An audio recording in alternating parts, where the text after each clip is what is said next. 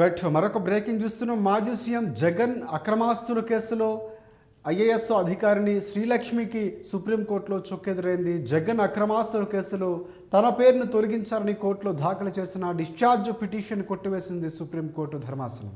ఇక హైకోర్టు తీర్పును సమర్థిస్తూ సుప్రీంకోర్టు ఈ పిటిషన్ను రిజెక్ట్ చేసింది.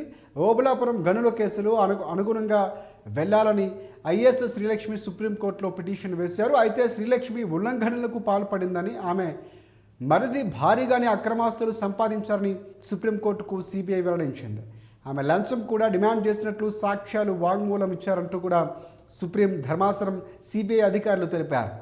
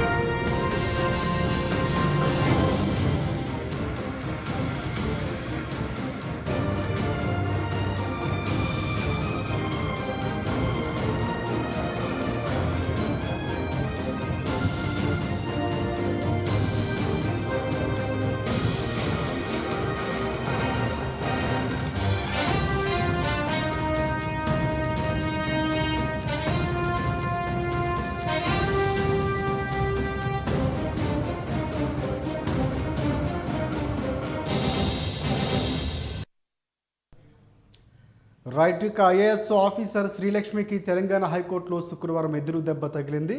ఓబులాపురం అక్రమ మైనింగ్ కేసులో తనపై నమోదైన కేసును కొట్టివేయాలంటూ ఆమె హైకోర్టులో రివిజన్ పిటిషన్ దాఖలు చేశారు. తనను నిర్దోషిగా ప్రకటించాలని పిటిషన్లో శ్రీలక్ష్మి కోరారు.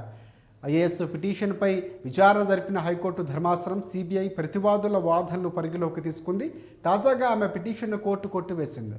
మైనింగ్ కేసులో ఇరిగేషన్ ఇదివరకే కోర్టు ఆమెకు నిందితురాలిగా తేల్చింది. తెలంగాణ కోర్టు తీర్పు రావడంతో ఓబులాపురం అక్రమ మైనింగ్ కేసులో ఐఏఎస్ శ్రీలక్ష్మి పాత్రపై సిబిఐ ఇప్పుడు విచారణ చేపట్టనుంది.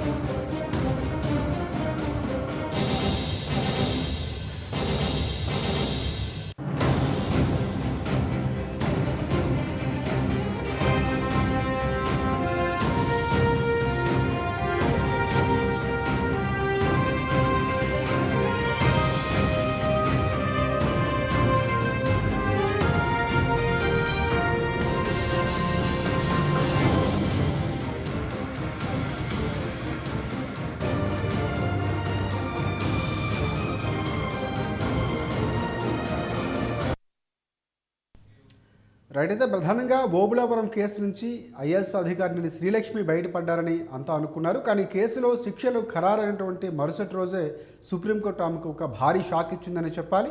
ఈ కేసు నుంచి శ్రీలక్ష్మిని హైకోర్టు గతంలోనే డిశ్చార్జ్ చేసింది. అయితే హైకోర్టు తీర్పును పక్కన పెట్టినటువంటి సుప్రీంకోర్టు ఐఏఎస్ శ్రీలక్ష్మి పాత్రపై విచారణ జరగాలని ఆదేశించింది. త్వరలోనే విచారణ చేయాలని మే మొదటి వారంలోనే కోర్టు సిబిఐకి సూచించింది.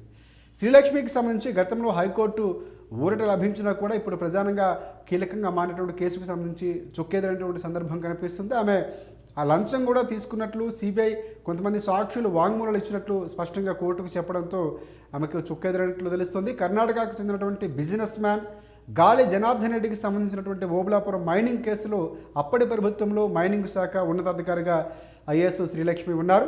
అవకతవకలకు పాల్పడి గాలి జనార్దన్ రెడ్డికి అర్హత లేకపోయినా కూడా లీజులు కట్టబెట్టారని కూడా అందులో ప్రధానంగా సిబిఐ ఆరోపించినటువంటి సందర్భం. ఆమె పలు తప్పిదాలు చేసినట్లు సిబిఐ కేసులు నమోదు చేసి విచారణ జరిపించింది. గాలి జనార్దన్ రెడ్డికి సంబంధించి సహాయం చేసినందుకు గాను ఆర్థిక ప్రయోజనాలు కూడా పొందేటట్లుగా అభియోగాలు కూడా ఆవిడ ఎదుర్కొన్నారు. అక్కడి నుంచి ఆయన నుంచి భారీగానే ముడుపులు తీసుకున్నట్లు తీవ్రంగా ఆరోపణలు వినిపించాయి. సో ఈ కేసుతో తనకు ఎలాంటి సంబంధం లేదని మొదట సిబిఐ కోర్టులో డిశ్చార్జ్ పిటిషన్ వేయగా కోర్టు కొట్టివేసినటువంటి సందర్భం. తర్వాత హైకోర్టులో పిటిషన్ వేశారు ఆవిడ. 2022లో హైకోర్టు ఆమెను కేసు నుంచి డిశ్చార్జ్ చేస్తూ ఒక తీర్పును కూడా ఇచ్చింది. సో తాము చూపించినటువంటి ఆధారాలను పరిగణలోకి తీసుకోకుండా హైకోర్టు శ్రీలక్ష్మికి కేసు నుంచి డిశ్చార్జ్ చేస్తుందని సుప్రీంకోర్టులో సిబిఐ పిటిషన్ వేసింది. ఆ తర్వాత సో విచారణ జరిపినటువంటి సుప్రీంకోర్టు 3 నెలల్లోగా విచారణ చేయాలని సిబిఐకి సూచించినటువంటి సందర్భం. దాంతో శ్రీలక్ష్మికి మళ్ళీ కూడా కష్టాలు మొదలైనటువంటి సందర్భం కనిపిస్తుంది. సో ప్రధానంగా ఇప్పటివరకు చూసుకుంటే ఓబులాపురం మైనింగ్ కేసులో నిందితుడు గాలి జనార్దన్ రెడ్డికి సిబిఐ కోర్టు 7 ఏళ్లు జైలు శిక్ష విధిస్తూ తీర్పు వెలువరించింది. గాలి జనార్దన్ రెడ్డితో పాటుగా శ్రీనివాసరెడ్డి, అలాగే రాజగోపాల్, అలీఖాన్లతో పాటుగా ఓఎంసీకి సంబంధించి కంపెనీ ఎవరైతే ఉన్నారో సిబిఐ కోర్టు దోషులుగా వారిని తీర్చింది. ఇందులో A1గా శ్రీనివాసరెడ్డి సహా నిందితులందరికీ కూడా 7 ఏళ్ల పాటు జైలు శిక్ష విధించారు. సో ఓఎంసీ కంపెనీకి చెందినటువంటి ₹1,00,000 జరిమానా విధించారు. ఏపీ ఏదైతే అనంతపురం కర్ణాటక సంబంధించిన సరిహద్దుల్లో పర్మిషన్కి మించి ఐరన్ ఓర్ తవ్వేసినటువంటి సందర్భాలు, రాష్ట్ర సరిహద్దు సైతం చేరేశారనంటూ కూడా అప్పట్లో కేసులు వినిపించాయి. సో కేసు నమోదైనటువంటి సందర్భం ఉంది. సో 2009కి చూసుకుంటే సిబిఐ రంగంలోకి దిగింది. సిబిఐ మాజీ జేడీ లక్ష్మీనారాయణ బళ్ళారి నుంచి గాలి జనార్దన్ రెడ్డిని అరెస్ట్ చేయగా అప్పట్లో సంచలనంగా మారింది.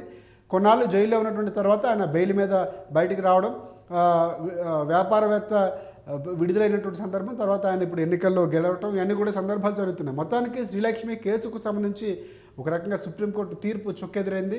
సో తర్వాత ముందుకు ఎలా వెళ్ళబోతారో, ఎలాంటి నిర్ణయం తీసుకోబోతారు, ఎందుకంటే పూర్తి అభియోగాలు నిరూపించినట్లు సిబిఐ వాదించడం, సో ఆ దిశగానే సుప్రీంకోర్టు తీర్పు కూడా ఉన్నటువంటి సందర్భం కనిపిస్తుంది. ఇక్కడ జగన్మోహన్ రెడ్డికి సంబంధించి అక్రమ మైనింగ్ వ్యవహారంలో కీలకంగా ఉన్నారు శ్రీలక్ష్మి. రాజశేఖర రెడ్డి గత గవర్నమెంట్లో కూడా చేసినటువంటి కేసులకు ఆమె బలయ్యారనేటువంటి వార్తలు, ఆరోపణలు గతంలో వినిపించాయి. సో ఆ తర్వాత జగన్మోహన్ రెడ్డి మళ్ళీ చేరదీశారు. సో తన పేషీలకు తీసుకున్నటువంటి సందర్భాలు ఇవన్నీ చూసాం. సో మళ్ళీ కొన్నాళ్ళకి మార్పులు జరిగాయి. సో ఇక్కడ ఇప్పుడు తీర్పు అనేది తర్వాత ఎలా ఉండబోతుంది, సో శిక్ష పడబోతుందా, మళ్ళీ జైలుకి వెళ్తారు, ఇవన్నీ చాలా కీలకంగా పోతున్నాయి. మొత్తానికి సుప్రీం ఇచ్చిన తీర్పు మాత్రం శ్రీలక్ష్మికి ఒక రకంగా ఎదురు దెబ్బ తగిలిందని చెప్పొచ్చు.